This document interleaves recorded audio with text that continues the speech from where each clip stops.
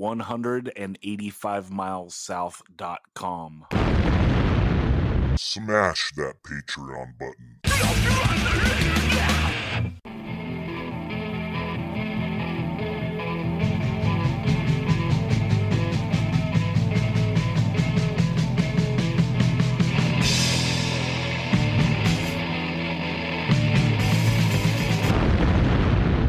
185 Miles South, a hardcore punk rock podcast.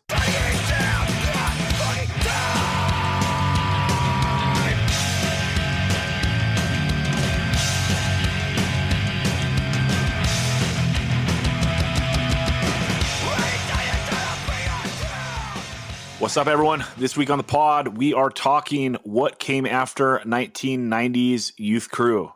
We all know what killed it. We're talking what came out of it and the good side of what brought us out of it. Helping out, you know him, you love him. Don't call him Cincinnati. It's the man known as Clevo. What's up, Clevo? What's up, guys? Yeah, and in relevance to this conversation, I should say, he played in 10-Yard Fight, Right Brigade, and Stop and Think. Also helping out from Rain on the Parade, Shark Attack, and the Terror Demo, it is Matt Smith. What's up, Matt? Hey, guys. Glad to be here. Oh, yeah. And you know from No Reply, Life's Halt, and Knife Fight, it is the man, John Westbrook. What's up, John? Hey, Zach. How's it going? What is cracking? Okay, so we did a full episode. Well, we've done 2 full episodes on 90's Youth Crew, but I want to talk what came out of it. And we talked a little bit on the end of that episode what killed it, and it's agreed upon by all hardcore historians. 4 things killed it. That's Better Than 1,000. That's Ray Capo's 1999 mentality. That's Good Clean Fun. And finally, those 2 Where Fear and Weapons Meet songs on the Super Soul comp. But also, like, there's this whole undercurrent of changes happening in hardcore, breaking in different lanes, you know, and a bunch of stuff comes out of that, which, you know, out of what we call like roots hardcore. You know, roots hardcore being hardcore that you can trace the roots back to the original shit. You know, and so briefly, I want to just talk like kind of the rough lineage of hardcore, right? It starts there, and by the mid 80s, things are breaking off in different ways, right? Bands are you have the Revolution Summer in 85, bands are getting a little more emo. Emo is starting, right? You have the whole crossover thing. And you have all these different influences. And Clevo, like you were saying before we started recording, things break off and then they hone back in, correct? Yeah, we kind of talked about this a little bit on the previous episode, but just that, like, you know, whatever it is that drives it, whether, you know, the early hardcore people got better at playing their instruments or got influenced by whatever other things they were getting influenced by, and they were pushing the limits as to what we considered hardcore till we get to, you know, the mid 80s, when certain people wrongly say that hardcore dies. But, you know, the Youth Crew, the original Youth Crew in the 80s was a response to that. Like, we're going to take this back to the roots. And then, you know, by the early 90s, you have bands like, you know, Burn and other bands kind of pushing the limits as to Burn and Rorschach and bands like that, kind of pushing the limits as to what what is considered hardcore. And then, you know, getting even further where we see like more metal coming in, bands playing slower, and all this other stuff in the 90s when, you know, like Mouthpiece seems like a breath of fresh air playing what, you know, is like, you know, playing so-called traditional hardcore into the mid 90s, which is what we get the 90's Youth Crew, which has kind of brought this whole conversation around. You know, and then so we kind of go back to this roots, we go back to fast hardcore and whatever. By the end of the 90s, these bands start kind of pushing the envelope a little bit more. And then they kind of go into different lanes where you see sort of that 90's Youth Crew, you know, those 90's Youth Crew bands either falling apart or going in different directions and whatever they do. And that sort of creates kind of the situation what we're going to talk about today. Right. And coming out of 80s hardcore, you have some different lanes that start, like the power violence and the grindcore and that stuff that is like super fast and brutal. And we're not going to talk that too much. But there are other like roots hardcore bands that are going in the early 90s that we didn't name check in like the Youth Crew thing, because like they're not like a throwback to like the Youth Crew era, they're a throwback to like the earlier 80s stuff. So like Los Crudos, Out Cold, stuff like that, right? John, what do you think about this? Yeah, I mean, so I know it. We talked about the early '80s guys branching out, getting creative, whatever, and essentially quote killing it. There were still bands that were taking the formula and going past it, which was, there was the grindcore, the early power violence, Infest, No Comment, into Crossed Out and Drop Dead and all that kind of stuff.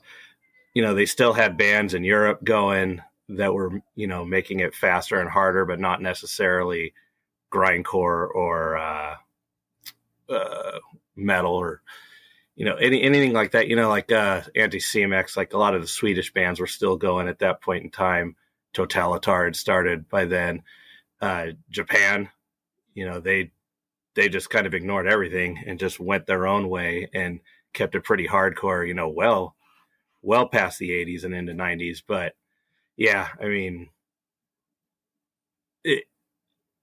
there was a bit of a focus, on power violence, which was, only a few bands. It didn't branch out the same way that Youth Crew did. And then, Victory Records did. That stuff all got much larger than I'd say any of the bands that are trying to keep the 80s spirit alive. Yeah, what's your general take, Matt? All this stuff leading up to the 90s Youth Crew. As far as Crudos and Out Cold go, or just in general? Yeah, sure. Like that lane as like a throwback to 80s hardcore without being yeah. So I always kind of dug that stuff, but for me, coming in from a suburban, clean cut, straight edge kid, it definitely landed more with the kids that were wearing all black with patches stitched on them. And at the time, I kind of wanted nothing to do with that and ignored a lot of that stuff. However, Crudos specifically, I did see and liked back, even leading into the Youth Crew revival, anything fast that was pulling from sort of an 80s style, I was into. Bands like Seeing Red, also from Europe, were something that I was interested in with a political slant. That was cool to me. But I kind of drew the line with some of that stuff and, just kind of skirted along with it. Now, Out Cold specifically, I remember getting one of their first records. And when I first found it, I wasn't sure if it was new or really old. And I just never heard of it because it looked so authentically early 80s, like down to the picture of the people in the band. They didn't look like anybody, that I saw dressed that way anymore. They look like they came out of like a 1984 movie. And that was actually a big influence later on with Shark Attack. We sort of had an idea that we wanted, sort of jumping ahead, we wanted to do something like that. Originally, we were hoping to make our record look really early 80s and just kind of put it out there and see if like anyone even knew that it was a new band. So that was actually a huge influence on us. But, as far as like other stuff goes, when you're getting into, you mentioned His Hero's Gone, in maybe before we even started, that stuff definitely escaped me during that time. It wasn't until years later that I revisited any of that kind of stuff. Yeah, with you mentioning Seeing Red, there's also Voorhees that comes out of the UK. And I think, wasn't Seeing Red like the band after that Larm band? Yeah. Yes. Yeah. So like that's like a continuation of this stuff. Anyway, on the last episode, we dug in hard on like this Youth Crew revival shit. And, we did talk about what killed it, but I want to talk about what comes out of it. And I broke down here 5 lanes and we'll discuss it. Let me go through it first and then we'll dive into it. So the first lane that I call out here is like, it's like a meaner Youth Crew lane. And what I would consider here would be like the Right Brigade demo and 7-inch, which came out in 98, 99 respectively. Let's see. I should have sorted this by year. That Carry On, the third 7-inch, the Roll with the Punches came out in 2000. The No Warning demo came out in 2000. Their 7-inch came out in 2001. The Shark Attack demo and 7-inch came out in 2001, and then the Terror demo comes out in 2002. The next lane would be like the Tragedy lane. So everyone knows what Tragedy is. Their self-titled record comes out in the year 2000. The third lane that I call out is like the Fast lane.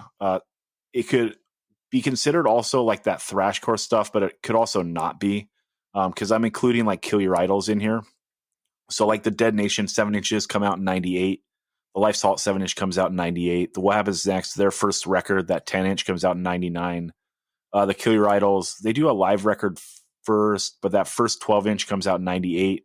And then the Tear It Up first 7 inch comes out in the year 2000, coming out of the Dead Nation band. And, they'd be one of the bigger bands of that genre. The fourth bucket I wanted to call out was like the American Nightmare bucket. So the AN demo comes out in 99, the first 7 inch 2000, their LP and the second 7 inch come out in 2001. You also have the Carry On LP that I'd put into this bucket. That's 2001. Also the Panic demo and the 7 inch come out in 2001. And there's a bunch more stuff in here. These are just like things I'm calling out. The fifth bucket I'd put is like kind of like I guess it's like a more mid-tempo bucket. And that's like Suicide File, Modern Life is War, and Hope Conspiracy. The Hope Con 7 inch and LP come out in the year 2000. The Suicide File demo comes out in 2001, and the Modern Life is War first 7 inch, which is like they don't do a demo, I don't think. They just self-release that first 7 inch that comes out in 2002. So do you guys generally agree with this? Like these are the 5 buckets that like roots hardcore goes into, like in 99, 2000, and basically between 99 and 2002. Shoot it to you, Clevo. Yeah. I think that it's very easy to say that whatever comes after sort of 98, 99, fits neatly into these buckets. But I think that some of these buckets overlap. I think some of these buckets are blurred. I think, we're going to end up talking about some stuff that kind of ends up in 2 or more buckets at the same time. But this is really kind of what we see as that Youth Crew revival starts dying out. Yeah. How about you, John? Do you think this is accurate? Yeah, for the most part. At least for on the hardcore side. I know I kind of alluded to it in our emails ahead of time, but like I came from this from a different place than you guys all did. Like I was into punk before. Like I didn't care about hardcore. The straight edge kids at school were lame. Like, I mean, it was all big pants and beads and Jenkos and stuff. It was just, I don't know. It wasn't my thing. And so I kind of came around to everything all at the same time. Like, I was always kind of into more of the LA stuff and the UK stuff, but I went into, like the early 80s hardcore. Like basically I heard Negative Approach and was like, okay, this is it. That's where I'm going. But at the same time, I was finding the Power of Violence, Integrity and the Cleveland stuff was the only bands from that time that I could handle because they seemed to be into punk also. But yeah, I mean, those guys always existed, and so it did get. I mean, I don't know, when did Mind Eraser start? Probably 2002 also. Yeah, somewhere around there. That sounds about right. Yeah, because I mean, we're talking a really short period of time here. Yeah. And, like they got more into the metal and the hardcore or the power violence-y type stuff. Like that stuff all took off kind of at the same time as well. It was around, but hardcore kids got a lot more interested in that kind of stuff. Yeah, 2000. The demo's 2003. Okay, so yeah. maybe everyone was just learning about it at the tail end of this. That's right. Yeah, I mean, it is such like a compacted time, right? So you have this like influx of kids that get into hardcore in like the mid 90s, and everyone's kind of finding their lane, right? Whether it's like the Victory lane or like the Youth Crew lane or whatever the fuck lane, you know what I mean? And then like when you have like your starter pack shit, which you like are writing for, and then eventually when you're into hardcore for a few years, you start branching out and like discovering that like you don't have to only covet like one single thing, and you start getting into other things, and that's how you get those kind of bands that are like, oh, I like power violence now, whatever the fuck. Matt, what do you think about these buckets? And obviously there's crossover, but generally, do you think these 5 buckets are accurate? I'm sure there's going to be people complaining about this, but as if we're talking specifically our scene of youth crew revival hardcore in the late 90s, what we talked about in the last episode and where it went, it's pretty accurate. Yeah, I mean, like, of course people can complain. That's great. Like, this is just a conversation starter. You know what I mean? I'm by no means an expert on this shit. I'm just trying to like explain it to people 20 years later, right? Which is not an easy task. But yeah. Okay, let's jump into that first bucket, which we're calling the meaner bucket. Clevo, you're in Right Brigade. Like, what is the impetus of this band? Like, how does it start? What's the mission statement? And yeah, what are you guys trying to do? So, Right Brigade actually started when 10 Yard Fight was still going on. And 10 Yard Fight in 98 was on tour with Fast Break, because Pat was also in Right Brigade. And that's actually when I first heard the demo. I think that they were just trying, I think Pat, because Pat, it's members of Follow Through and it's Jesse on vocals. I think that they were just trying to do something a little more, just, a little meaner. It was really, Pat's, Fast Break side project, because as you know, it's kind of funny as Right Brigade goes on. Right Brigade gets kind of more, plays a little harder as Fast Break starts playing more poppy. So this was, Pat kind of getting out of that, and as Jesse getting to sing. I don't know if there was necessarily a mission statement. Or I think as time goes on, the mission statement, if you ask Jesse, he'd probably say it's fuck the kids. But yeah, I think that it was just them trying to do something different and do something just with a little bit more of a harder edge. I mean, that sounds like it's a direct pushback to the Possecore stuff, though, right?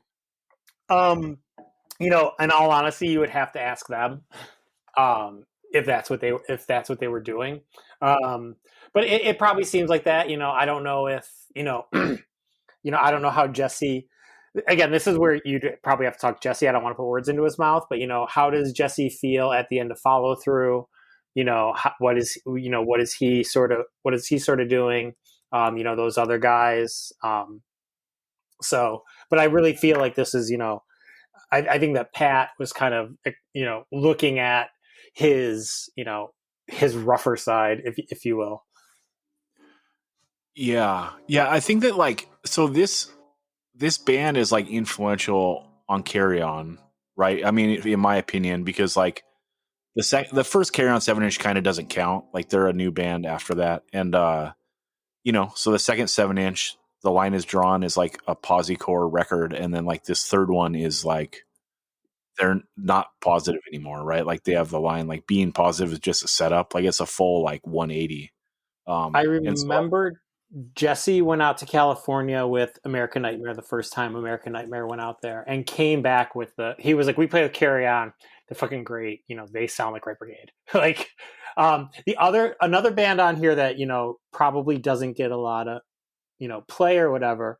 But I remember when I was in Stop and Think, we played Wilkes Bar with Frostbite, which is a pre-Cold World band. And I said to Jesse, I was like, Right Brigade called. They want their Right Brigade back when Frostbite played. So there was definitely like a lot of bands that were getting influenced off of what Right Brigade was doing.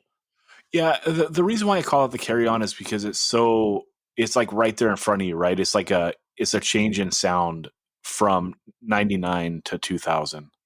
Yeah, definitely. Like it's right there on record. So you can kind of like see the tides changing. And like the In Control 7-inch we did in the year 2000, and I remember like writing that song Give Me Some Reality, like the you say positive, we say fuck that, or whatever the fuck. And I remember thinking like, damn, we might get some heat for this. Like, you know, it was like early still in like the tides changing away from like that Posy stuff, but like we had no idea like everything here was changing and like there would be no Posy shit ever again, except for like, you know, the First Step and Mindset, like singular bands like carrying a style. Like there would never be like this scene again, you know. Okay, so then the other thing I wanted to call out here, if we're going chronologically in this lane, would be the No Warning demo comes out in 2000. That completely missed me. I never heard it. But the No Warning 7-inch comes out in 2001.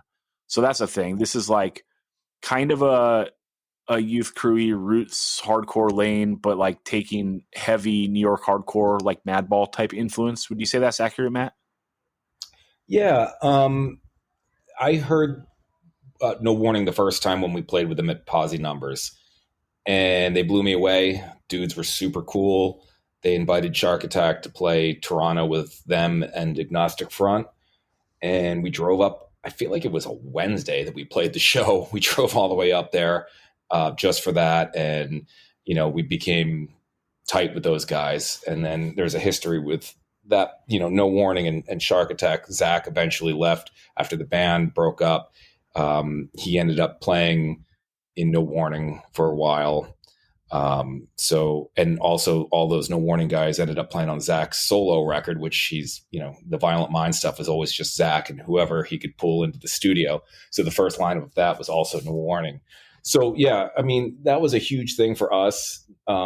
Definitely. It's funny because I never even really listened to Madball in the 90s. It just, I mean, I heard it, but besides the first 7-inch, it just wasn't really anything that I was interested in. And, you know, people compared them to Madball, but I always thought I don't know. I always liked them a lot more, to be honest. And, you know, not to skip over Right Brigade either, because, you know, when I first saw Right Brigade, I think we played right on the break played with Right Brigade at the Youth of Today reunion in '99. And I remember specifically that show was when I first really sensed the changing of the tide. Right Brigade played, I want to say you guys played first, Clevo, and then we played in the Youth of Today. And I remember when Right Brigade went on, there was, first of all, you guys blew me away. It was, you know, it was fast, it was aggressive, but there was a meaner, harder edge to it. And that was like the first time that I really sort of sensed that things were going away from the positive, you know, fast hardcore. And, you know, it was a little bit scary. You know, people were, you know, running across the crowd on people's heads. You know, there was just a meaner edge. There was a lot more blood for blood shirts than fast break shirts in the crowd. And I remember looking at Ronnie before we went on, the singer of Ran the Parade, and we were just like, oh shit, because we knew we had to follow that, and I felt like there was no way we could top it. It was just like we were just sort of like, we got to follow that shit. Yeah, and that's kind of wild too, right? Because like the Rain on the Parade, like the Body Bag 7-inch is pretty hard, right? Like both lyrically and in sound. Like it could have, in a different way. I mean, I don't ever really consider. I don't know. I think it could have like fallen into this lane. It's just you're lumped into all that stuff, so you can't like escape it, right? Like you have the scarlet letter of like the Youth Crew. Yeah, but people were never reacting to our live sets the way they were that day. And I remember also around that same time, it was maybe a year or so later, the final Floor Punch show at CB's. I think it was with the Chrome Eggs and Breakdown. And I just, you know, I hadn't seen Floor Punch at that point for a couple of years. And the reaction they got was a lot different than the reaction they used to get early on, where I knew everyone in the crowd and it was a fun, you know, spirited but fun vibe. You know, when they played the intro, people were like, it looked like they were kind of out to hurt people. And not, you know, not even in a negative way. It was just that people were losing their shit in a way that I hadn't ever seen them lose their shit to a band that I was, you know, that I sort of came up with. And I remember all those dudes from Boston, like, you know, that like Joey from Clevo's band, and, you know, like all those guys, like just like running off stage, like literally jumping, hitting the wall, and then jumping back into the crowd from like the behind people's heads and just taking out rows of people. And we were just like, oh shit. So there was But Matt, is some of that just like the fact of people getting like older? Like you're gnarlier when you're 20 than you are at your 16?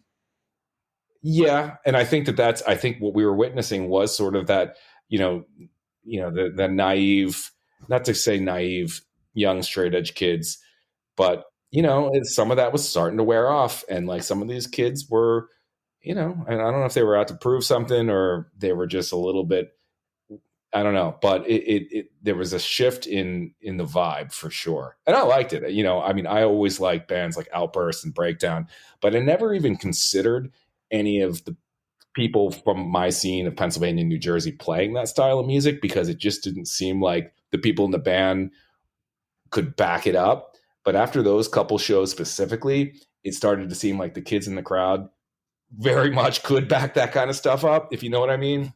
It was like a little bit harder, and suddenly the music coming out fit that vibe. I think something we have to mention if we're going to talk about the final mosh is the mullet board.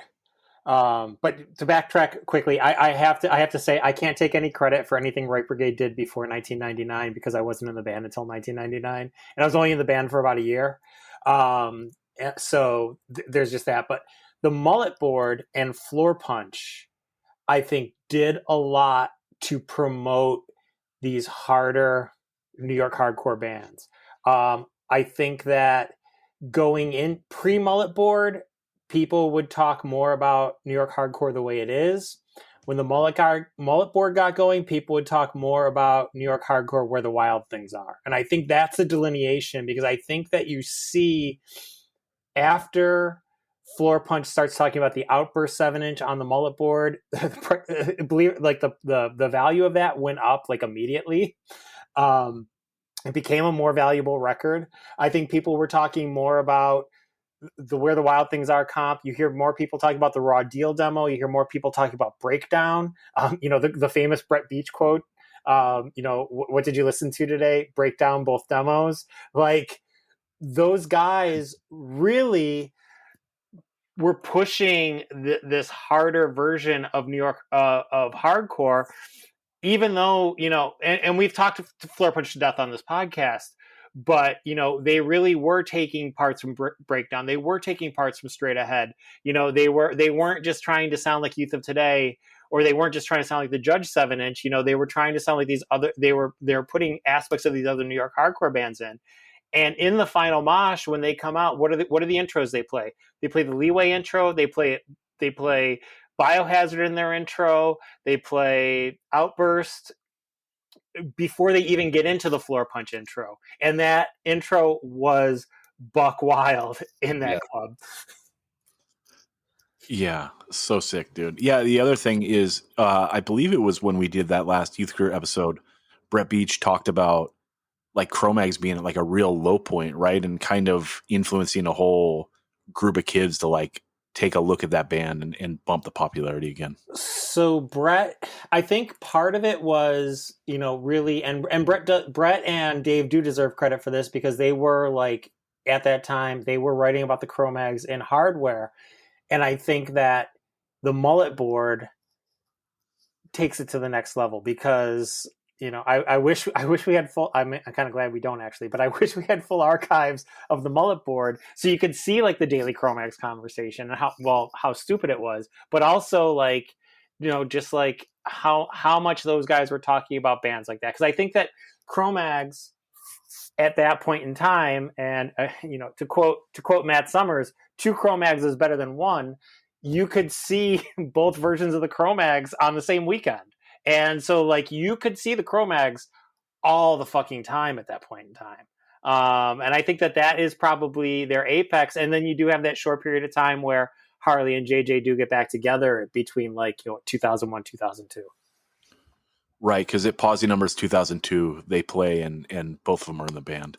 But they played, but Floor Punch, did Floor Punch play with them together? Yeah. I believe it was one of the first shows with both of them back together. Yeah, was that the final mosh, or was that another show? It was the final mosh. Because who else plays that? It's like Burn, which I get the shows mixed up. It's like there's a Burn show, there's like a Breakdown. It's Breakdown, Cro-Mags, and Floor Punch at the final mosh, right? Yeah. Yes. Okay, let's go into the Shark Attack demo in 7-inch. Matt, what is like the impetus for Shark Attack? Like, what are you guys trying to do here? This is the year 2001. Yeah, and so we actually, Ran the Parade briefly broke up in the later 90s, and I actually had started to work on Shark Attack, what would become Shark Attack at that point. I think I even wrote a couple songs, and Rich was going to be our drummer. We lived together at the time, and at that point we were huge into collecting early 80s hardcore. So we were really diving deep, and at that point really nobody from our scene was playing music inspired by that. Bands that pulled more of the influences from that definitely were more on the crust side. And like I said, I did dabble in some of that stuff, but usually it was a little too crusty for what I was looking for. So we wanted to do something that was pulling Negative Approach, Antidote, Poison Idea 7-inch, AF, etc., SSD. So we started to write some songs. It never really got off the ground. Rain on the Parade ended up getting back together for another year and a half. And when we did break up, at that point, Matt Summers and I had both gone back to college. We were both going to Westchester University. And we actually had sort of drifted apart for a little bit, but, sort of rekindled our friendship at that point. And we were hanging out a lot.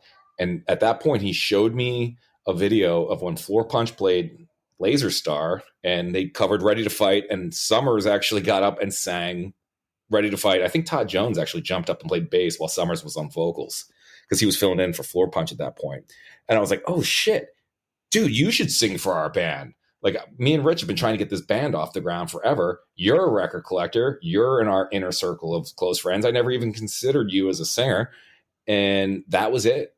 I went home, wrote some more songs, and we started practicing, and that was that. We recorded a demo within, I don't know, a month or two of practicing. And at that point, I played guitar and bass. And then originally we were supposed to get Dave Sausage to play bass, but he was in like 5 bands at the time and never showed up to practice. So we ended up getting Zach, who was significantly younger than us. I mean, we were all in our mid-20s, and he was like 15 or 16. And he worked at our friend's place, the Ice Butler, which is where everybody we knew worked, because our friend Tate was the manager and hired everybody. So we grabbed him. We're like, yo, play bass for our band.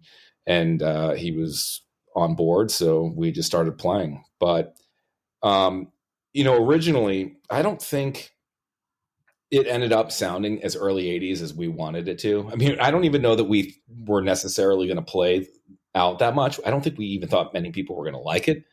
It was just sort of a fun thing. And like I mentioned before, we sort of wanted to just release the record, make it look old, and see if we could pass it off as something that maybe was like newly discovered that was really old. But again, it never really looked that old. When we got the artwork, we had a friend draw the cover of what it, with the heads floating in the water. And, by that time the demo had been circulating around and everyone knew who was in the band, and it just started to steamroll from there. But yeah, I mean, we wanted it to be meaner for sure. I mean, we were pulling Negative Approach as the main influence, and we wanted every song, to be pissed off, and we wanted pretty much every song to be moshable. So that's pretty much what we did. So I'll tell an embarrassing story, and I'm indirectly responsible then for Shark Attack starting. So what happened at that Floor Punch show at Laser Star was Porter was a little tired because like they played a pretty long set. The room was hot, you know what I mean? And they were going to do a cover, and he actually asked me to sing Ready to Fight, and I didn't know the verse lyrics because like I didn't have the record yet. You know what I mean? I was like, whatever, 18, like shit wasn't that available to like get. And this is going to segue into the next thing I want to talk about, which is bands doing covers and that being a way to like learn all this shit. Right. But yeah, so like Matt Summers did it, and then Todd played bass, you know what I mean? But yeah, it's like I straight up like didn't know the fucking verse lyrics to Ready to Fight in January of 1999. Poser alert. And hope you knew the chorus. Yeah, I could have done the chorus, and I should have faked the fucking verses. But it's like the verses are so iconic, like you can't really fake them. But anyway, let's talk a little bit about that. Like, stuff is out of print. Like there's no internet for like streaming or easy availability. There's no high speed internet yet, we should say. And just stuff is not that available. So like kind of a way that people got into stuff that it was out of print was bands doing covers. Like covers at this point were so important for like name checking bands and getting into things, right? Like that's Floor Punch doing Ready to Fight. You know, what do you think, John? How important are covers in this era? Most of my bands were more or less cover bands to some degree. Like I've always enjoyed doing covers, trying to find something that people may not have known about so much and trying to do that. I mean, I can't tell you how many Minor Threat, Gorilla Biscuits, and 7 Seconds covers I've seen. So like with No Reply, you know, like I said, I was into punk before really hardcore. I really getting into hardcore was going to see Strife and was like, this is way more fun than a bunch of spiky kids trying to get drunk. So I started going to those shows and, you know, pretty much started No Reply right after that because Dave was into, you know, SSD. We had actually met a few times. I had a homemade SSD shirt that he was like, cool SSD shirt. And then we heard Deficit, and then Deficit broke up. And so we were just like, let's do a band, you know, Negative Approach being the main influence, but obviously didn't sound a whole lot like it. But yeah, I mean, we always wanted to do cover songs. I don't even remember all the cover. There was a new cover every show for No Reply. So I know we did Suicidal and a lot of metal. I'm just spacing. It was so long ago. I can't remember. Yeah. I mean, all our bands did covers in like the late 90s and early 2000s. It was a thing. I remember at Pausing Numbers 2002, like someone had like a big chart and was just like, you know, doing a tally of all like the covers that were done, like whatever day that was, you know, a Saturday, and it was like fucking 47 or some shit. You know what I mean? Matt, you want to speak on covers? I mean, Shark Attack also did a lot of covers. I mean, we only ever had 8 or 9 songs of our own, and they were a lot of them under a minute. I think we would try to just come up with, again, you know, not to be pretentious, but really to introduce people, you know, that maybe didn't have a lot of the stuff was out of print. So, you know, we would always try to do a regional cover if we could. If we played Boston, you know, we'd do something from Boston. If we played DC, we'd do something from DC. I think we covered probably like 10 or 12 different bands, kind of in rotation as well. But going back, I mean, you know, the first time I heard Negative Approach was definitely a cover. I don't know who the first band I saw cover it, but it was like, oh, this song is sick. And I heard people, you know, I'm a young poser that hasn't found copies of it yet. I don't even think Total Recall had been issued, or if it was, I didn't have it. And, you know, just overhearing people like, oh shit, they covered Negative Approach. And I'm making mental notes. I'm like, gotta find that.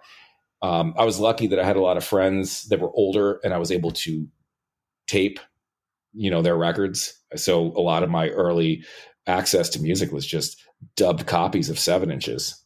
So yeah, covers were hugely important for us. And, you know, John mentioned homemade shirts. I mean, early Shark Attack, you look at pictures from the early days, it was before the bootleg boom of eBay. You couldn't get shirts like SSD shirts or Urban Way shirts back then. So I made all mine. I made them all on like heat transfer, and I'd carefully cut the images out so that you couldn't see the ironed on square.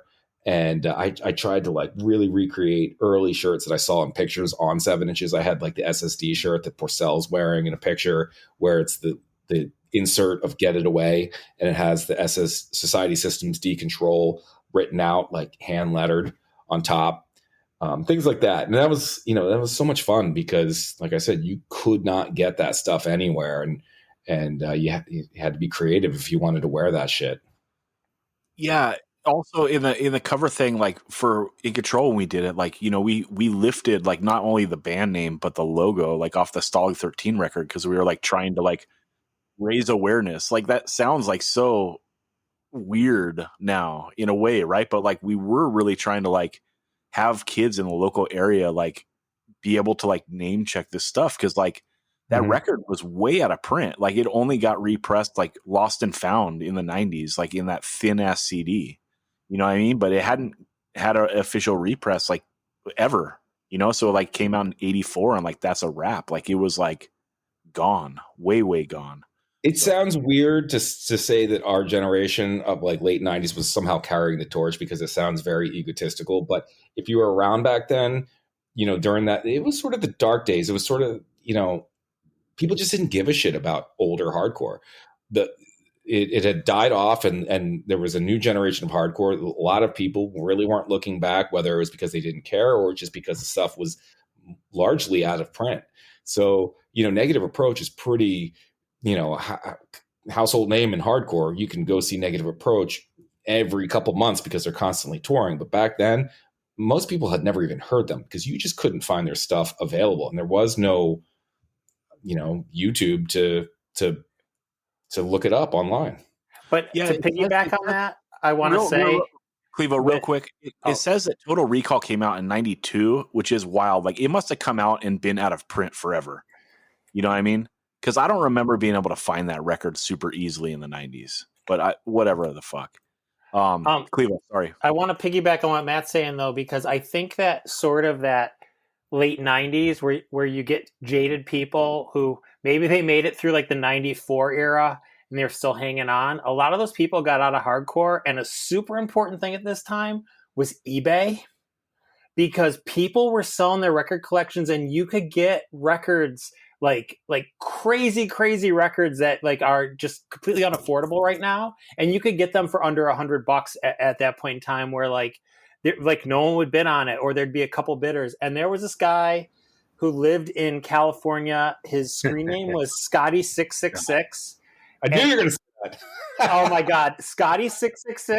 I got so many records from that dude off of eBay because he was just like selling crazy stuff.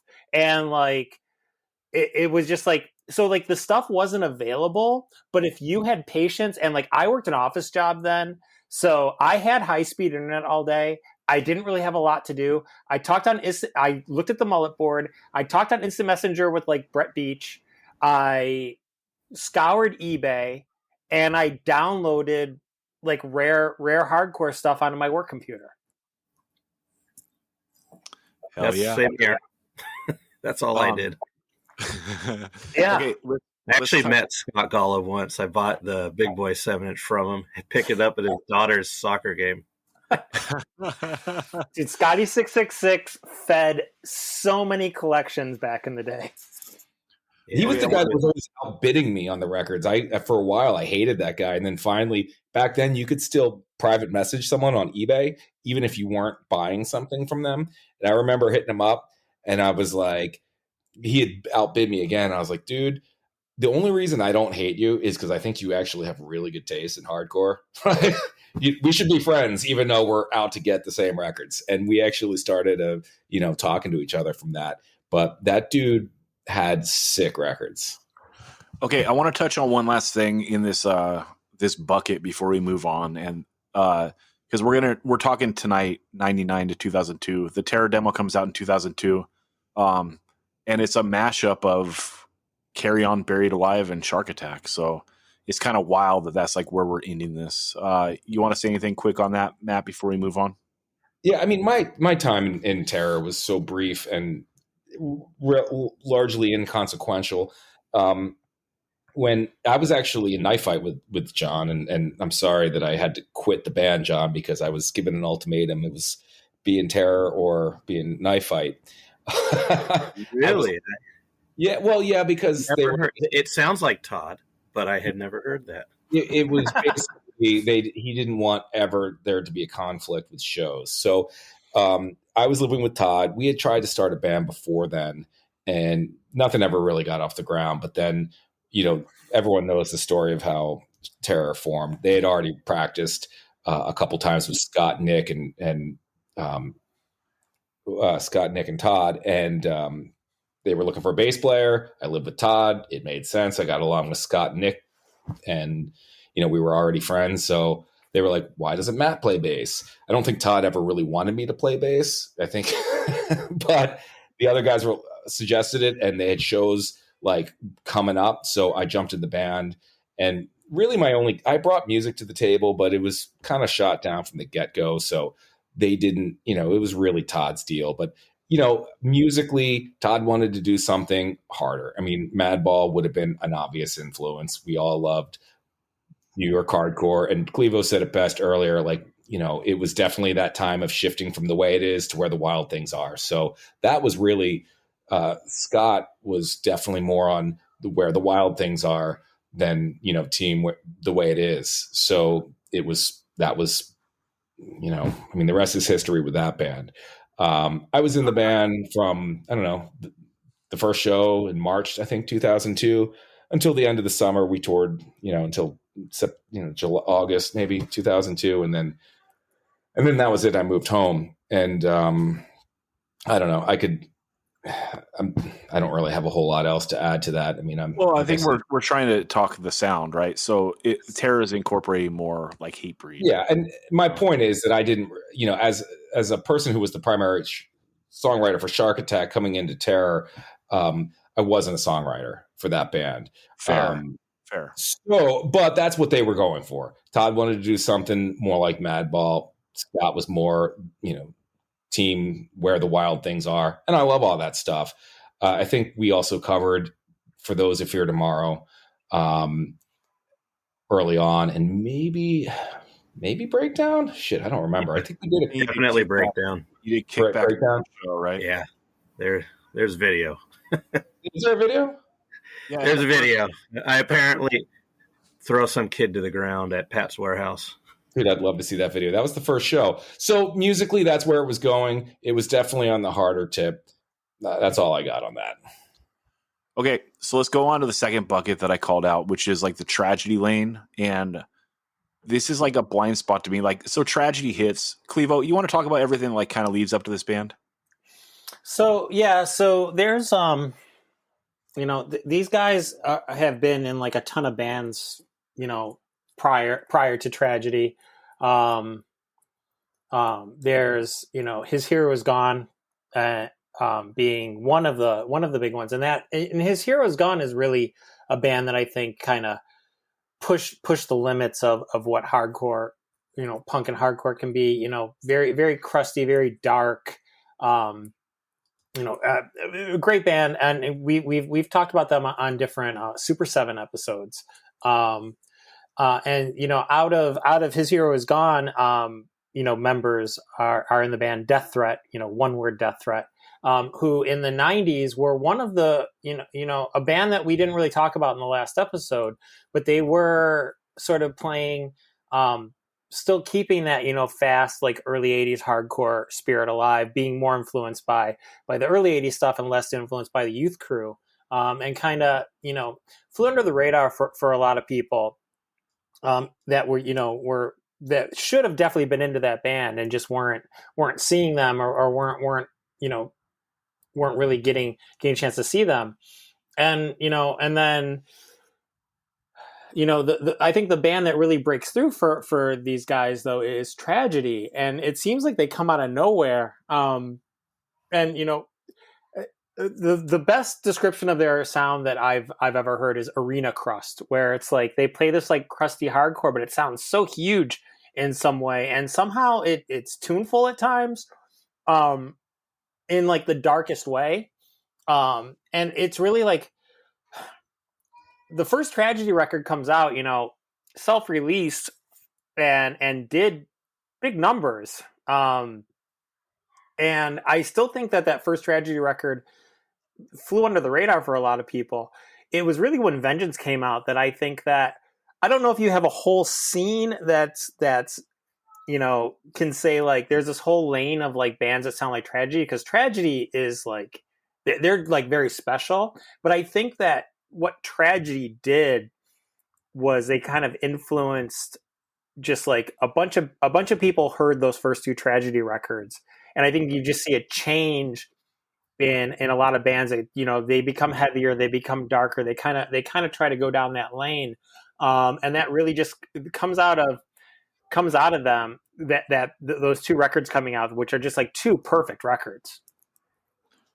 Well, so his heroes gone guys, like they listen to that Atari 7-inch so much, and they're like, "There's something to this octave thing," and then they start a tragedy.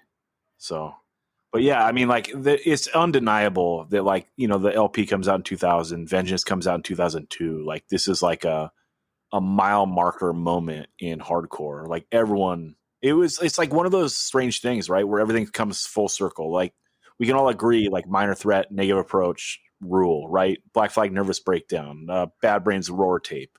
Like that's kind of like one of the sickest things, and the reason why a lot of us connect so much with 80s hardcore is that like there's this consensus and we can all agree on shit, and like that never happens again. You know what I mean?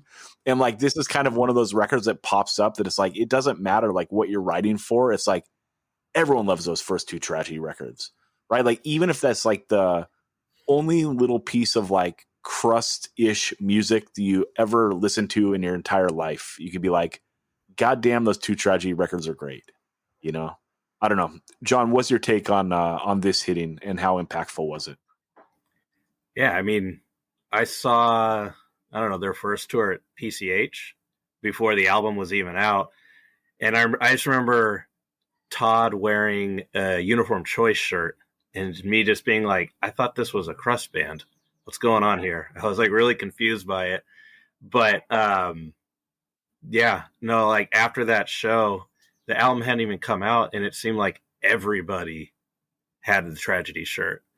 And I mean, it's going to sound bad, but I can't remember a single band. Like Tragedy clones were everywhere after that, and I can't remember the name of a single one of them.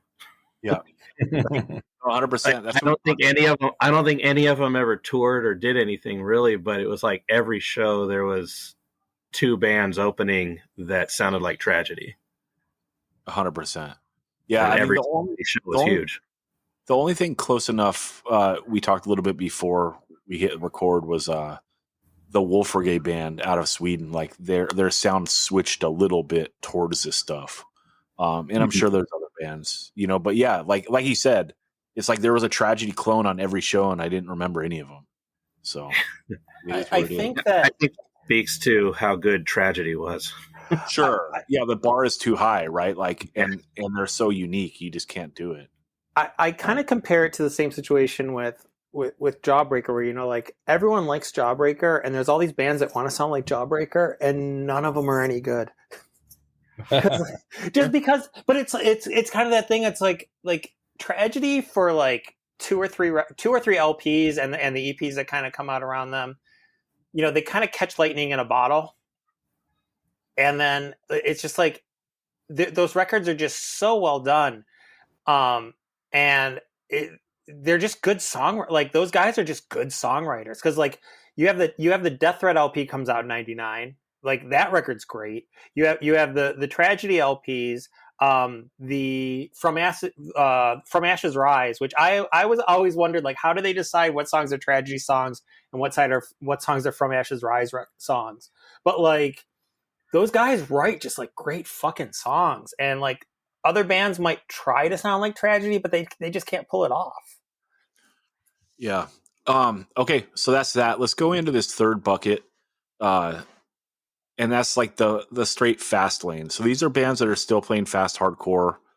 Some of this overlaps a lot with like that 90s Youth Crew stuff. And I don't know if we should have broken out this bucket more or what, but yeah, I called out like the Dead Nation 7-inches, the Life's All 7-inch, the What Happens Next stuff, Kill Your Idols, Tear It Up, and everything kind of associated with that. John, what's your take on this whole scene? Like, where does it come from and where does it go?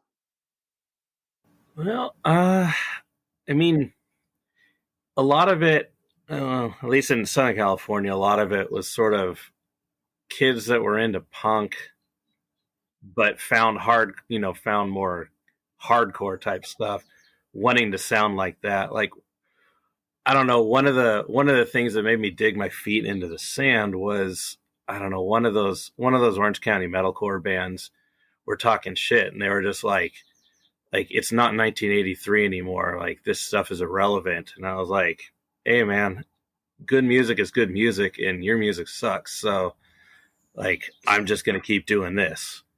And Right. so, you know, like I met the Life's Halt guys probably on the Edge Records, 97 ish.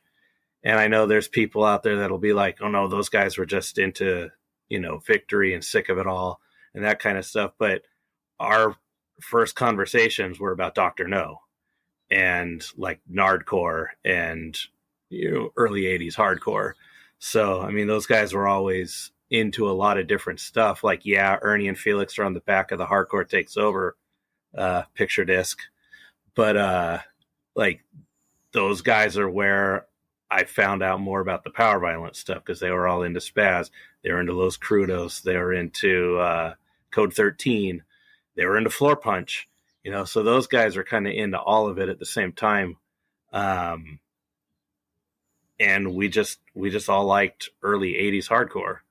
So we just kind of went with that and then found other like-minded bands like Dead Nation. Like we all heard about them because Nick Turner from Deficit and Cold Sweat, like he was friends with those guys. And so he gave Weinberg the 7-inch and we were like, holy shit, there's other bands like us out there, you know. And then Kill Your Idols did their first tour out here and it was like, oh, there are other people that like, you know, early 80s hardcore that aren't just into, you know, karate kicking and you know, well, I don't think crowd, what do they call it when you're going crowd killing hadn't really started yet, so it was still just martial artsing.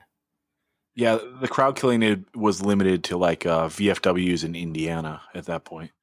It hadn't spread out through TikTok and all that bullshit.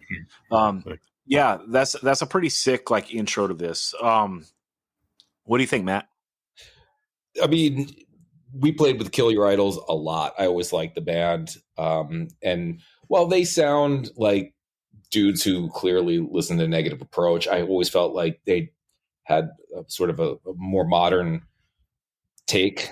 You know, it didn't sound like a band that was just trying to sound old, which is, you know, not I think that's a really good thing. I think that they stood on their own musically.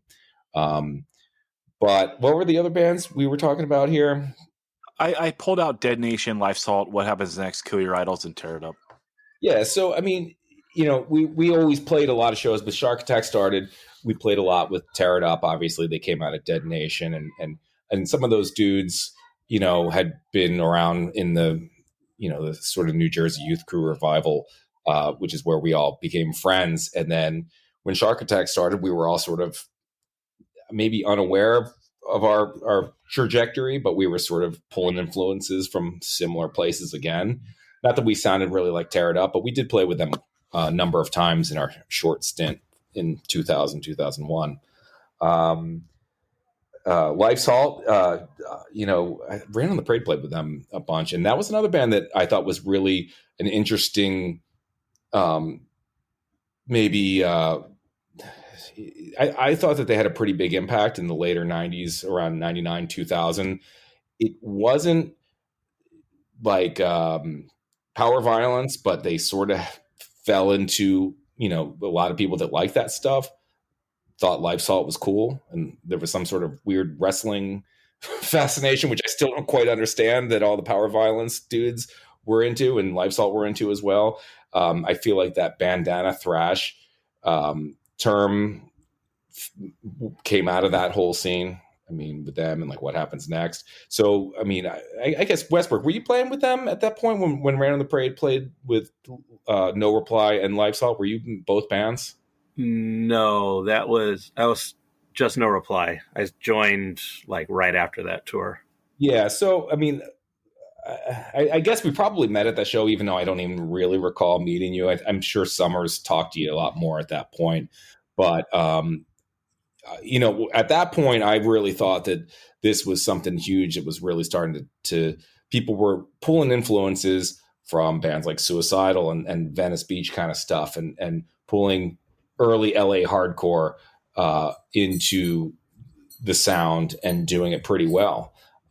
Life's Halt had some huge, really fun shows. So, you know, in that time period, I really thought that they were like that there was also a shifting of the tides. While some of the bands were getting harder and going more outburst, breakdown, there was this stuff that was really gathering a lot of momentum. So, it's worth noting for sure. Yeah, I want to pull off the bandana thrash and end this bucket on that. Because we talked about what kills, 90s youth crew. I want to talk about this shameful shit. Okay, Clevo, you want to speak on this bucket?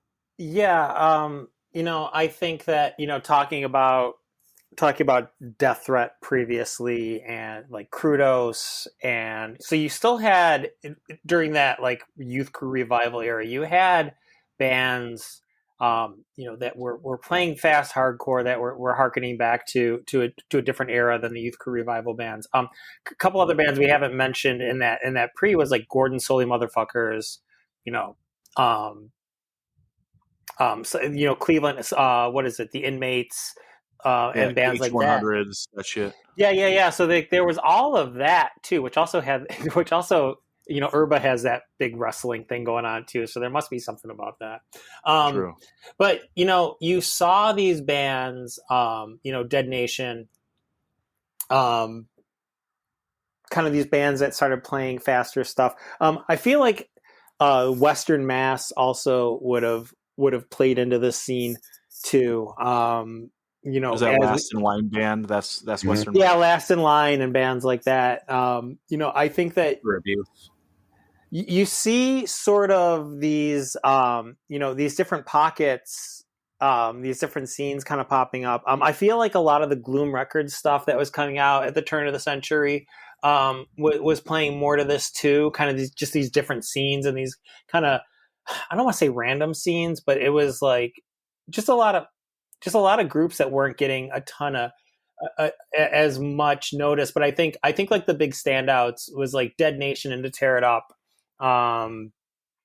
Really, I think they were like, if I had to pick a band, that was like, how can you describe like this era of hardcore? I would probably play them Life's Halt and Tear It Up. Like, and those are like the two bands that I would pick out to be like, this is like that. Those are like the two examples I would go to. Yeah, I want to talk a couple other things of this stuff too. Of what gets lumped in as thrashcore. Like that stuff was like so good live, and like a lot of the bands, they got something right, which was play fast music and short songs. But I always thought it was so crazy that they got like a couple things like really wrong and made it kind of painful. Which was like, first of all, like they got the short song right, but like they never got like the short set right. You know what I mean? It's like, why do you gotta play fucking 45 minutes, dude? You're playing like these great 50-second songs, but you gotta play fucking 40 of them. Like, stop it. And the other thing, like who's doing that? What's that? So who was doing that? I'm not naming names, dude. Come on. Wasn't Life's Halt. I know that. Podcast. Oh, that's why Life's Halt's one of the best. It wasn't. I'm like, no band that I was involved in had ever played more than like 10 songs. Westbrook, you're one of the good ones. That's why you're on the pod. Go on. Oh, thanks. But 20 minutes is pushing it. That's right. But yeah, and also like bands, again, you're off the hook on this one too. Bands put out so many fucking records. It's like, dude, write a classic. You know what I mean? Like, it's hard to like keep up with all the material. Like it's just record after record after record. So I think that like lent to some of this stuff not having like the lasting values and not necessarily having like the tent pole records outside of the stuff that I'm name checking. There are some other things, but in general. And then I want to touch on the bandana thrash thing real quick, which is like always kind of like bummed me out and kind of does to this day. It's kind of a stupid thing to care about, but like I always thought that Life's Halt was like such an exceptional hardcore band, like really just a great, perfect hardcore punk band, and then like What Happens Next starts and they're like it's a dude from Spaz, right? So they get a little bit of that rub and they come out and they're very LARPy, like dress up and like very scene specific in like the looks. And then kind of like, I felt like Life's Halt got kind of like wrapped into that and it just gave it a little bit of a stink. like the bandana thrash thing was like cute for people to like grasp onto because it's like easy to touch, I guess. But like it also like added like a level of like cheesiness, right? That like this stuff was like coming out of the youth crew shit, right? Where some of that stuff was very cheesy and it felt like this was more real. And then it's like, oh, this got touched with like a label that made it like as much or more cheesy. I don't know. Is that like unfair, John? No, I think I don't know if that book's ever that book's going to come out. The thrash, what's that book called? I can't remember. Ken's book. That I said the only time I ever wore a bandana was at the Berwick. Yeah, because the place was disgusting, and like I don't know. I always wore my Pendletons just because I always wore them, but past that, I was just like, I don't know. I didn't think that the music needed a gimmick.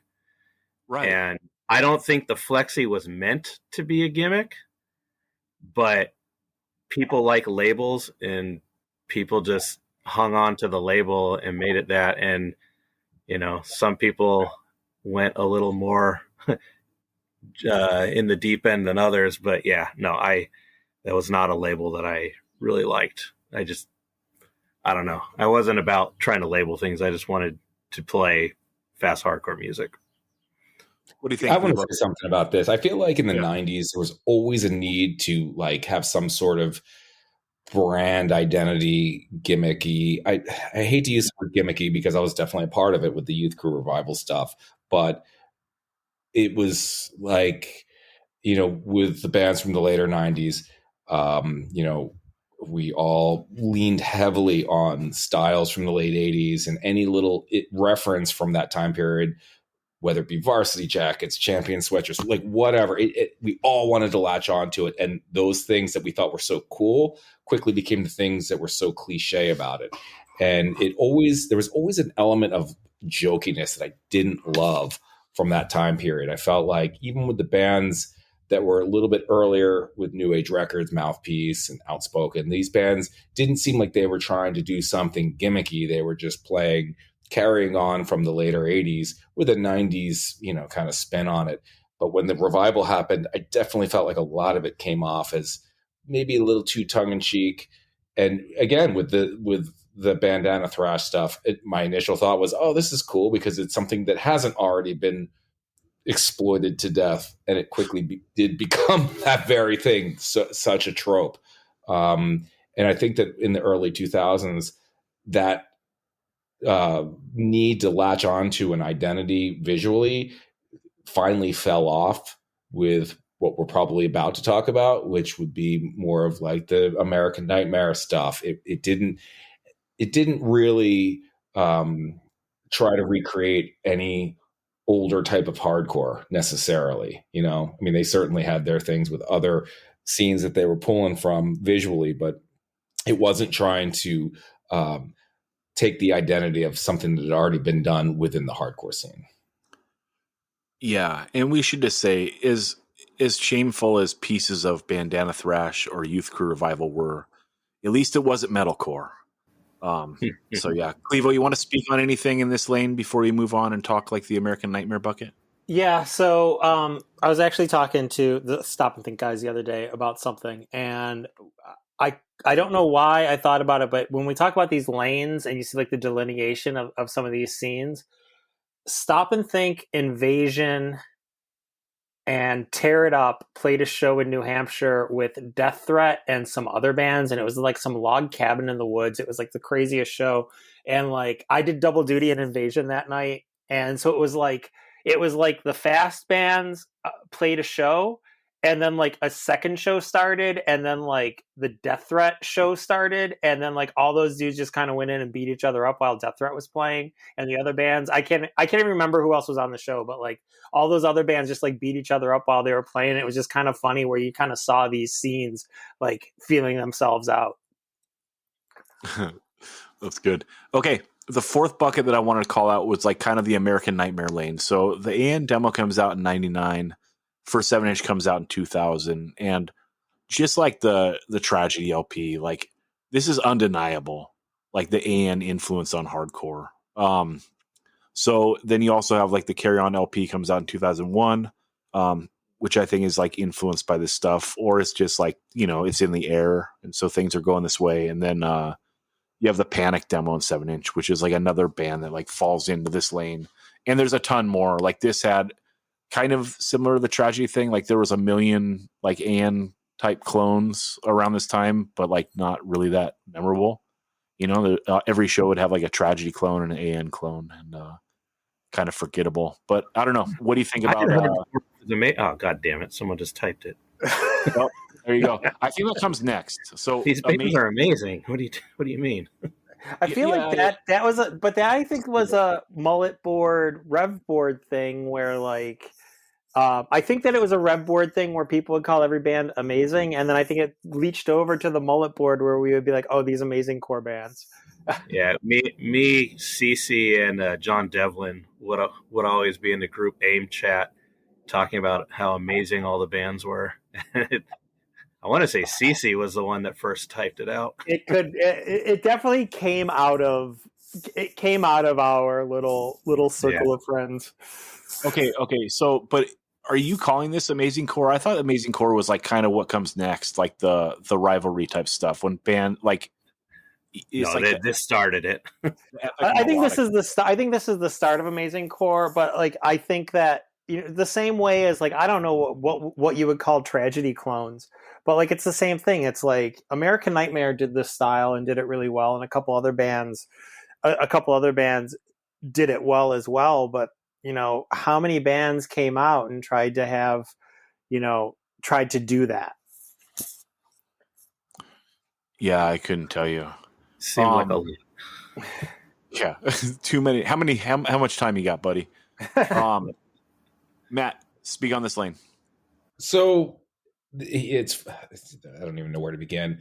With American Nightmare, the first time they actually overlapped Rain on the Parade, believe it or not. I think the first time I saw them play was maybe the summer 2000, Four Walls Falling reunion, Rain on the Parade, American Nightmare in DC. They opened the show, and my first impression was not. I didn't think that there was anything that exceptional. I just thought that they were, I knew that there was like someone who had been in 10 Yard Fight. I didn't even know who was in 10 Yard Fight at the time because I didn't really know Tim from 10 Yard Fight.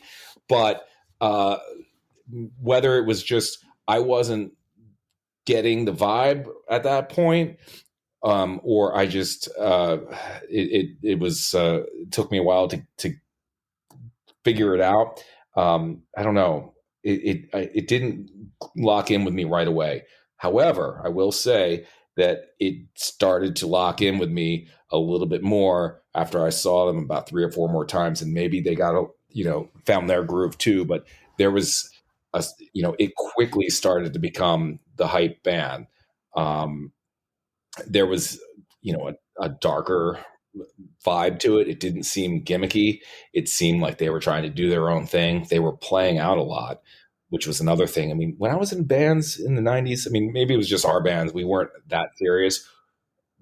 Maybe we were playing a couple weekends here and there every month or two. They were playing weekends every weekend, like Friday, Saturday, Sunday. And they were just relentless and doing week-long tours. So like that first year of American Nightmare, they played pretty much everywhere.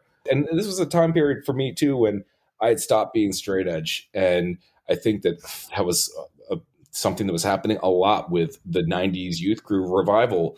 Was a lot of them were breaking edge and latching on to these bands that weren't necessarily straight edge bands. American Nightmare sort of got the ball rolling. Panic came shortly after. And, with the mullet board and the hype that people were talking about these bands on there, it seemed like overnight, everyone was growing their hair out, wearing diesel jeans and, drinking. Yeah. So I had a similar experience as Matt where AN had opened the Boston show of the Lysol No Reply tour in 2000.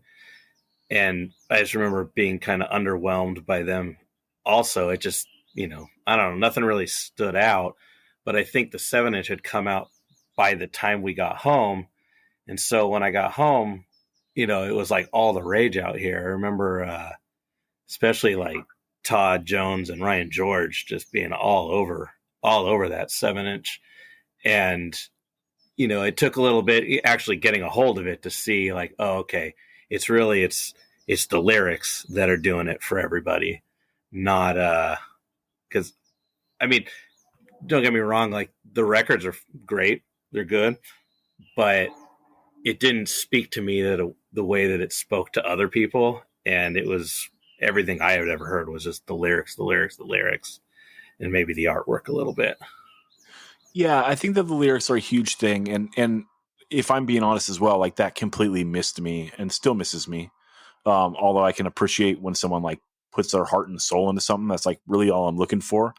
But like lyrically, it doesn't connect with me. I do think that like sonically, we do have to check that they were just a tick faster, right? So like if you're coming out of 10-yard fight, like 10-yard fight is playing like a pretty straight fast beat, and the AN is just a tick faster, like a few BPMs, a little faster, right? So like they do have to get credit for that as well. So, as 10-yard fight started dissolving, so the final lineup of 10-yard fight was me, LaCroix, Tim, Wrench, and Ben.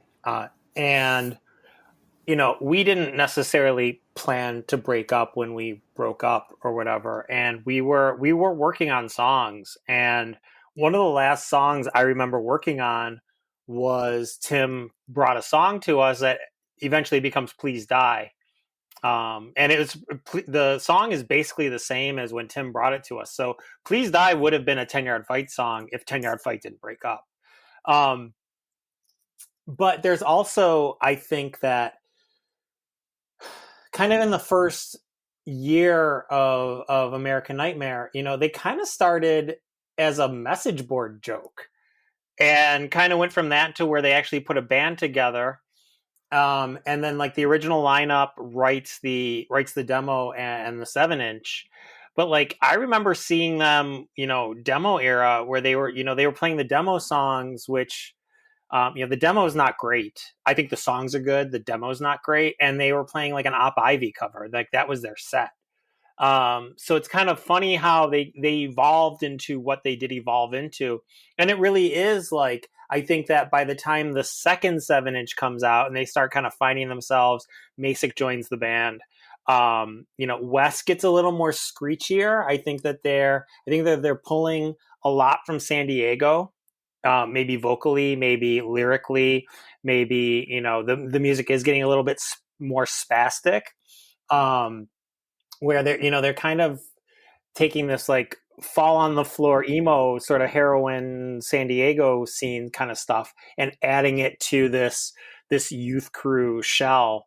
And then obviously like Wes, becoming much, much more literary with his lyrics, I think. And I think that's really what speaks to people. And then, they do go from looking like some, your typical hardcore kid in 99 to, the Spock haircuts, the track jackets, the Sisters of Mercy shirts. Like they're definitely pushing things further and further as they go on as a band. I'm glad that you name checked heroin because I was like, God damn, Wes doesn't sound like a Slightly Stoopid or Buck 09 at all. What the fuck?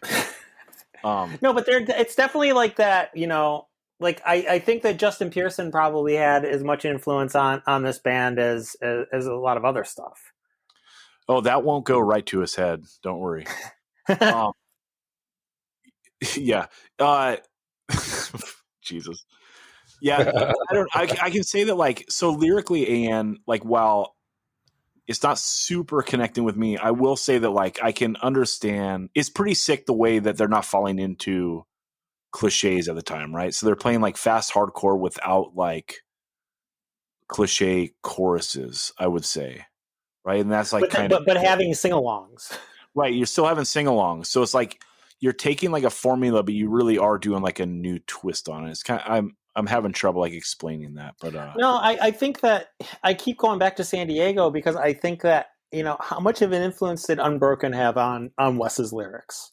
100%. It's like, it really, I think it really is, and it did seem, coming from a year before, where, what are songs about, loyalty, being stabbed in the back, being straight edge, to have lyrics. And this is again what we're talking about is, pushing the envelope outwards, taking what you're doing and trying to push boundaries. And I think that that's definitely what they did. And I think that, some of what American Nightmare did, I think after the first LP, I wasn't a huge fan of the second LP. I know some people go crazy for it, but I think that they were just doing things. I don't think they were very healthy as a band at that point, but they were just doing things that, like, I was like, yeah, maybe they've found their limit on this. Yeah. Anything you guys want to wrap on this bucket? Okay. We can, John, I know John has something to say about the color of the belts from that era. Oh, there we go, John. Oh, let's Lord talk about white belts. And that was San Diego. That wasn't even really American Nightmare, although they kind of went with it. But yeah, it was all those San Diego bands. I think the other thing we have to talk about with this too is, how much did Linus Scarsis's artwork, where you just see that the records look different kind of from this point, like, and it's definitely like Linus with American Nightmare and a lot of that stuff around them. But then there's all of these other artists that are doing stuff like that looks like what Linus is doing, like there's the guy, I can't think of who it is now, that he did the Panic shirt of the guy going through the windshield. And then there's like, he did like a bunch of other stuff for like all these other bands. I can't think of who it is now. It's like on the tip of my tongue, but like, yeah, there's like the artwork changes. The artwork takes a darker turn. Lyrically, you see a lot of darker stuff. Well, Jake Bannon, I mean, is undeniable if you're going to talk about the look of 2000, 2001. right. If it wasn't done by Jake Bannon, it was attempting to look like it was done by Jake Bannon also. And Lennis for sure too, because he did everything from American Nightmare to, I mean, he did a ton of work for Shark Attack. He drew the Shark Attack logo. And from the late 90s to the early 2000s, it seemed like almost every band that I was listening to had artwork by at least one of those two people. Right. So we're not really tracking like the Jake Bannon like band, right? But we should. That's good that you brought that up, Matt. That like the art is definitely there, and like that's another like cross pollution here, right? Of like that art is like seeping into this stuff, and like these buckets are like, there's a lot of things that are going across them. Yeah, the art is undeniable, like that. Well, people wanted to get it so far away from the collegiate font with a live photograph with another collegiate font, slightly smaller, maybe, going from Ivy League to Machine or whatever, like underneath having just like the total generic Revelation Records package and the look too. I mean, everyone was going, the way they dress. I mean, overnight it seemed like camouflage cargo shorts just disappeared from the scene, in favor of what you guys were talking about earlier, like the old school track shoes, the track jackets, and the Spock haircuts. I mean, overnight it seemed like diesel jeans and a track jacket. Yep. But then a year later, that stuff came back, but with the addition of the mosh cap. Oh God, the Fidel cap. Yeah. What are you gonna do? Yeah, I never understood any of that. Like, just wear board shorts and flip flops, people. Act normal. It was just trends. Everyone just jumps on whatever the latest thing is, and I mean that's sort of the underlying theme of the whole episode. Is true. Like lane 1 happens and everyone jumps there. Lane 2 happens, everyone jumps there. And it was everybody, like the scene overnight. Every single time. The next big thing hits, everybody went out and bought a new wardrobe to go along with it. Hey, John, not you and me though, brother. No, yes, not us. That's all right. I am wearing flip-flops right now. Yeah. Respect. That's what I'm looking for. Okay, let's touch this fifth bucket, and that is I called out like the Suicide File, Modern Life is War, Hope Conspiracy. Hope Conspiracy sonically is a little. I mean, all these bands are different, but like this is like kind of like a mid tempo lane that is like taking some of the aesthetics of like lane 4, like that AN lane. But yeah, so Suicide File demo comes out in 2001. The Modern Life is War 7-inch comes out in 2002. The Hope Conspiracy 7-inch and first LP come out in the year 2000. What do you think about this, Clevo? Is this a fair bucket to carve out? Yeah, I feel like it's a bit of a catch-all. Because Suicide File, what was Dave?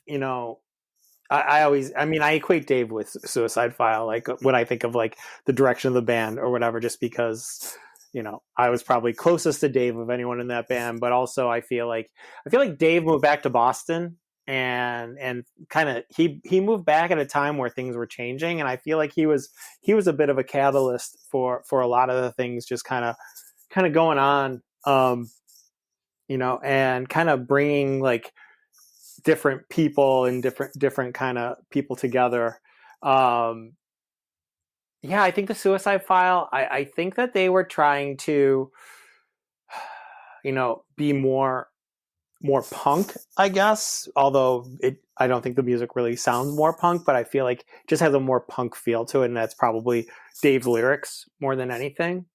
HopeCon's kind of funny because, does HopeCon fall into the tough guy area? Does HopeCon fall into, they're HopeCon? Another band that we could probably put into this is Bane during this time period, because Bane is kind of stretching themselves too. Yeah, let's pull Bane out to a different bucket. If we're gonna like smooth brain this bucket, what I would say is this is like the bucket of bands that like are not discovering, but they're like, hey, we like Black Flag, right? In like the most smooth brain possible way, right? Like it's a stretch to say that any of them sound like that, but like it's kind of, the mid tempo aggressive punk. You also have stuff that's like kind of percolating at that time. I think that HopeCon does like a Black Flag cover around this time. They do. Like, they're on that. Them American Nightmare too. They're on that that Back to Black, those back to Black 7 inches. And then there was like some other B9 band that like did a whole Black Flag like 7-inch. Just breathe. That's what's his face. That's the guy who Dave Weinberg used to prank call places using his name. He did that zine, but I can't remember what that zine's called. It's Brett from Breathe In. Brett, yeah, Breathe In. But they I guess you could say like Black Flag. Because you could say like Suicide File, kind of. Modern Life is War. I knew those guys at that time. Like they were heavily influenced by the tragedy stuff, right? Like they're a group of kids as that. And so it's like maybe Black Flag and tragedy mashed up. HopeCon, Unbroken plus like that, like the final Unbroken 7-inch plus Black Flag. I don't know. Band? I should probably have thought of this before we recorded. So HopeCon was Kevin Baker with like 3 dudes who moved from the Midwest. And they were in some band from Minnesota, but it wasn't Harvest. Or was it? Or was there a dude from Harvest in their band? I know what you're talking about, but I can't remember now. Yeah. But like, that band kind of came around because Kevin was in some other bands before that, I think. And it's kind of funny that like, the HopeCon that we're talking about now, like the 2001 HopeCon, and talking about American Nightmare in 2000 and 2001. And now like HopeCon and American Nightmare are basically like, there's just like so much overlap in the members of those two bands. It's kind of funny talking about that now. The fact that they're also bands still is kind of crazy. But there's a fashion overlap for sure. Like if you owned that like AN zip up, you definitely had a HopeCon shirt too. Like there's 0% chance that if you had that AN zip up, you didn't own a HopeCon shirt. Let's be real. That would mean that everyone owned a HopeCon shirt because everyone owned that AN zip up. I beg to differ. Yeah, you and me both, John. Here we go again. Fist bump. What's up? It was Harvest, by the way, Clevo. Oh, okay. See, I'm not crazy. Yes. Go on, Clevo. Didn't mean to jump in on either. No, that's fine. I think that, I feel like HopeCon might fall. I always equated HopeCon with the Converge lane, even though I feel like HopeCon played more hardcore shows, or HopeCon played hardcore shows. They're the middle ground, right? They're the middle ground between AN and Converge, and all three are like three of the biggest bands of the era. Yeah, you might have a Jane Doe shirt and a HopeCon shirt. Well, can I jump in here real quick? I think it's worth mentioning also that this was also a band that AN were touring with. I mean, I think I saw AN, HopeCon, and Converge on tour together. So American Nightmare and HopeCon were both bands that were sort of breaking out and doing tours with bands that didn't necessarily sound exactly like them, and that was sort of a thing that didn't exist with the Youth Crew revival. I feel like if you were, Floor Punch wasn't touring with, metalcore bands. That's true. So there was definitely a desire. I mean, I remember American Nightmare going down, and I think they did some shows with like Poison the Well. They wanted to broaden their audience. And that was something that I never even considered when I was playing in bands in the 90s. I mean, I don't think we ever really even thought of it that way. We just wanted to play with like-minded people, and half the people in the audience were probably in a band that were playing that stage that night. And that was it. Things were getting bigger also. Hellfest was happening. Bigger crowds were starting to come in. There was more press. AP magazine was starting to become like a big thing. Am I saying that right? Is it AP? What Alternative Press? Yeah. I mean, some of those bands were on the cover, so it was. I mean, there was a desire to break out of the smaller scene into something much, much bigger with those bands for sure. Yeah. Yeah, and a lot of the, you have the Poison the Wells and stuff popping up at this time. The Hatebreed, the second LP, after touring on Satisfaction for 5 years, Perseverance comes out in 2002.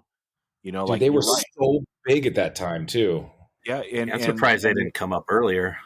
Right, and they are also showing that there's like the ceiling is being like pushed, right? So like when you're talking about like the ANs and the Hope Cons and the Converges, like the ceiling keeps getting raised by like Hatebreed being so huge, there's like, that's something to grasp for. Yeah. Okay, go ahead. Oh, I just remember Right Brigade played a bunch of shows with HopeCon when I was in the band, and I just remember like those dudes were just like professional, like they were super tight.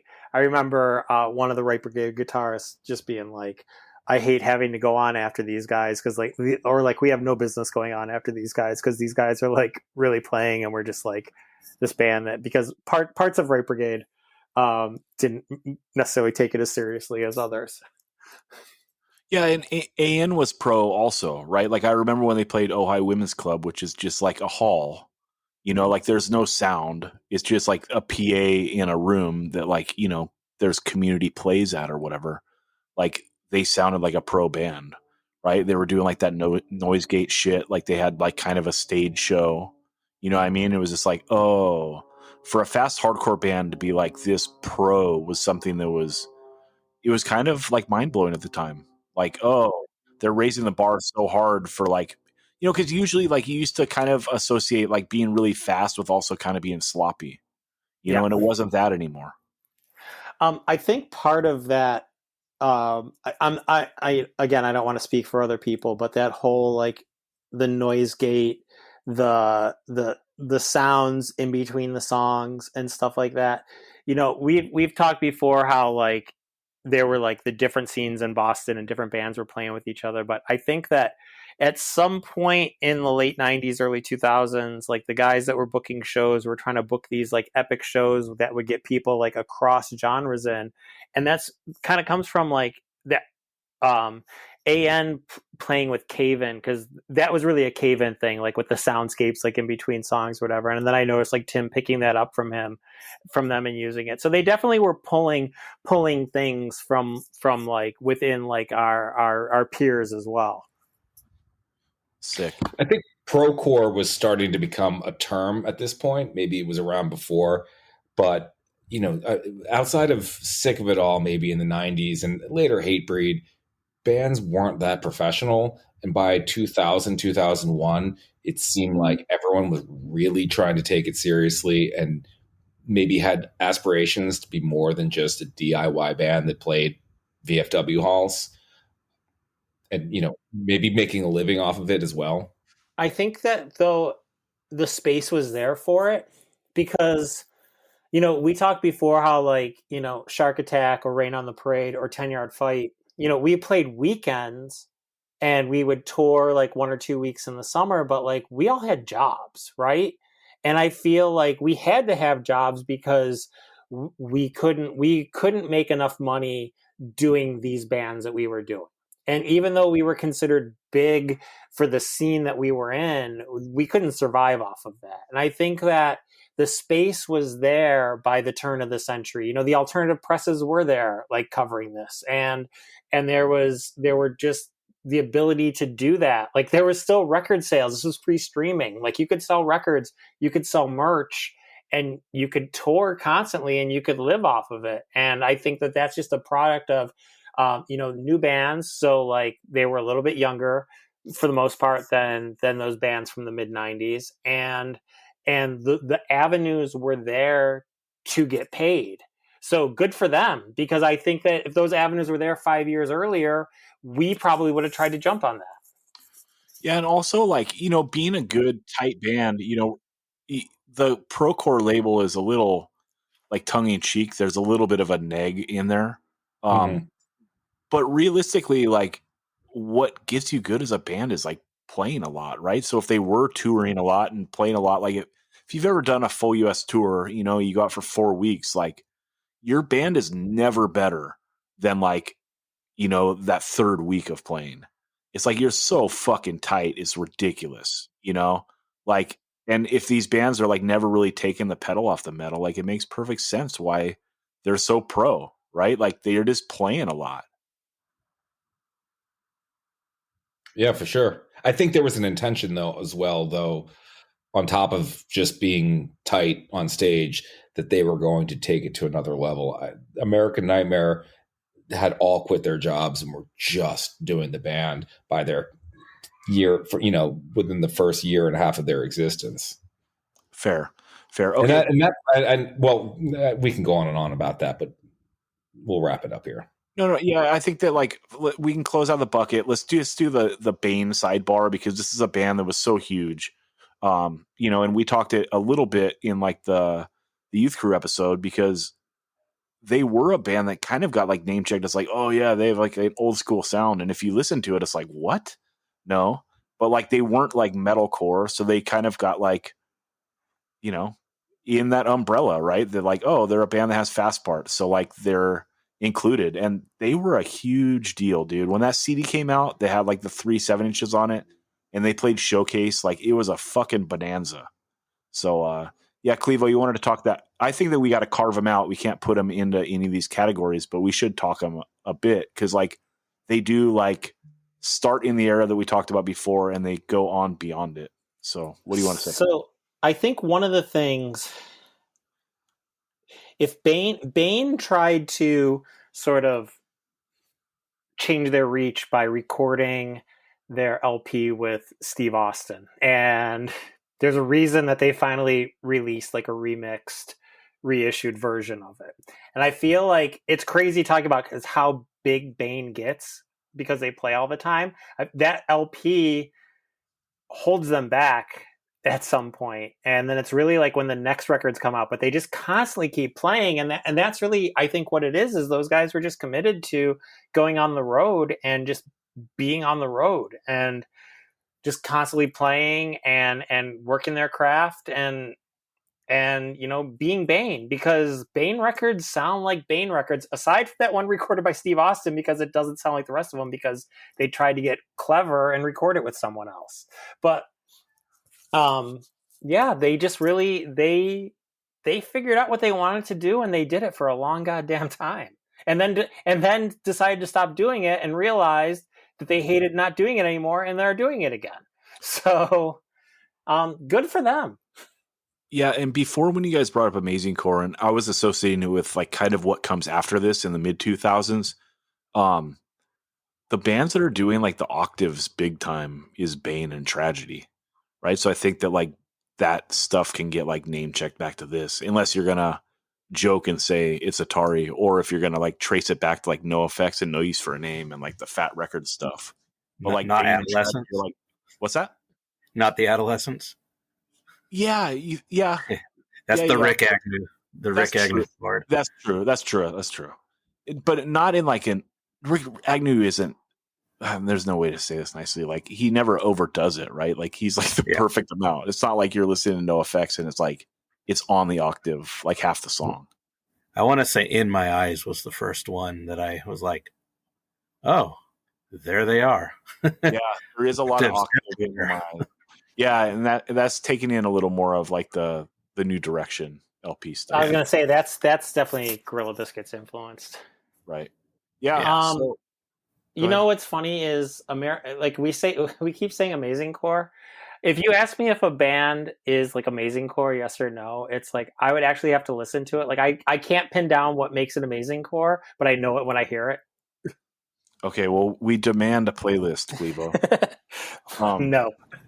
Okay, let's start to wrap this up. We're coming up on 2 hours. Okay, so what do you guys think? Are we happy with this? Do we think that we explained like the roots hardcore lanes that came out of the 90s Youth Crew revival? What do you think, Clevo?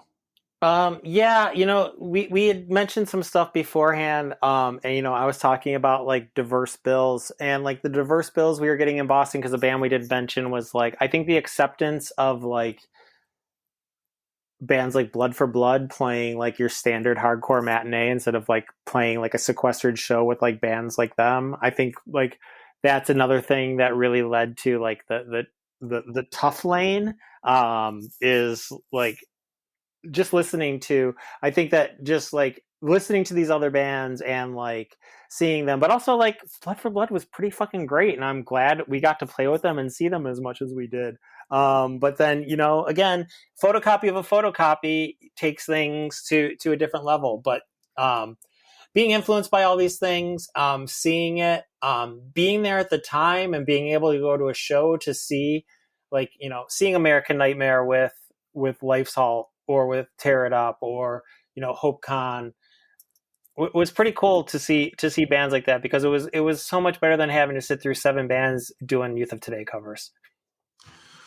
Yeah, it's a good thing that you brought up like the Blood for Bloods, and also like we've talked Madball a little bit in going into No Warning, but like those bands like never stopped, right? Like Madball put out great records in the 90s.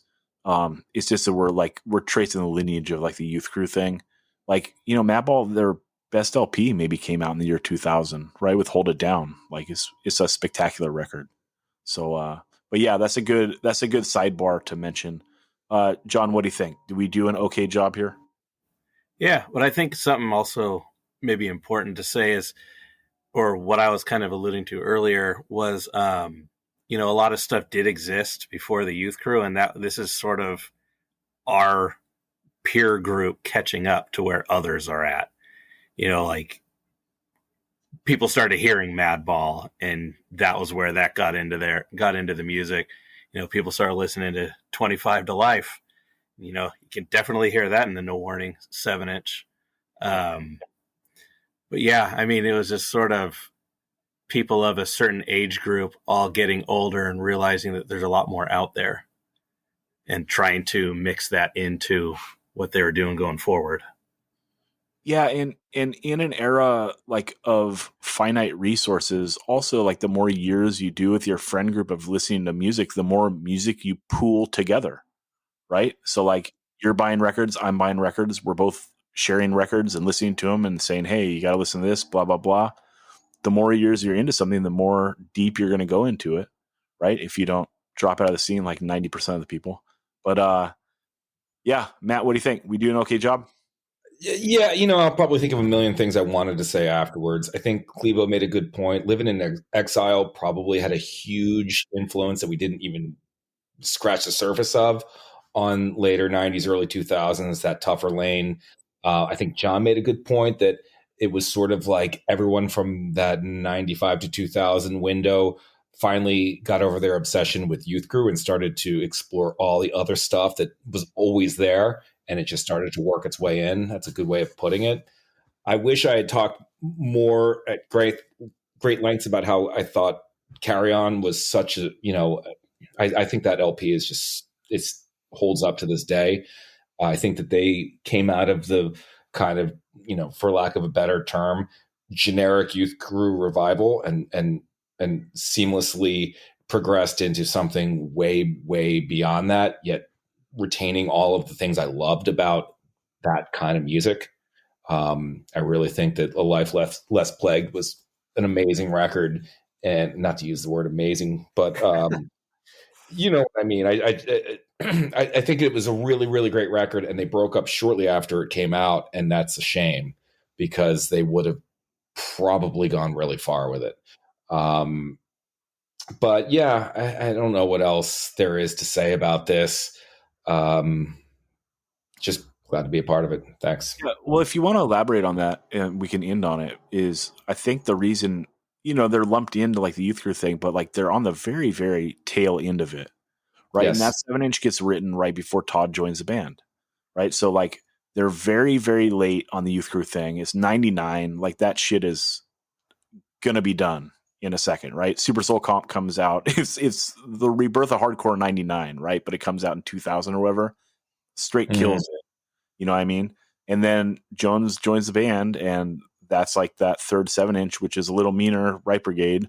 And then the LP is like, one of the Todd masterpieces, So that's that. It's like they're on the tail end, and then he merges a bunch of things together. He's like a musical genius and makes his own thing, and it holds up. That's why.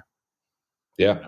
So anyway, yeah, everyone, this is just a scratch in the surface. It's hard to put something like this together and to, touch on these things that are so long ago, and our memories are blurry. And also like at the time, we have like our ignorant young opinions of hating certain things. And, as time goes on, you try to look back with a little more clarity and just accept things for what they are. But yeah, this is just like from our recollections and in the lane we were with our friends and all that. But yeah, right on. Clevo, where can people find you if they want to reach out to you? At Clevo on Instagram and on Threads. And Matt, where can people find you if they want to reach out to you? At Shark Attack 12FU on Instagram. John, where can people find you? I suppose Instagram, Smart Patrol, but SMRT Patrol. It's a Simpsons joke. Respect. Everyone, get at me. 185 miles south at gmail.com. Also, there's a playlist for every episode, 185milessouth.com. Click that playlist link at the top of the page, or you can just find it on Spotify. The Instagram is 185 miles south. We're also on Twitter, Threads, whatever the fuck ever. My personal is Zach Retaliate on Instagram. And Retaliate is the best on Instagram. And everyone, we'll talk to you next Monday on Patreon.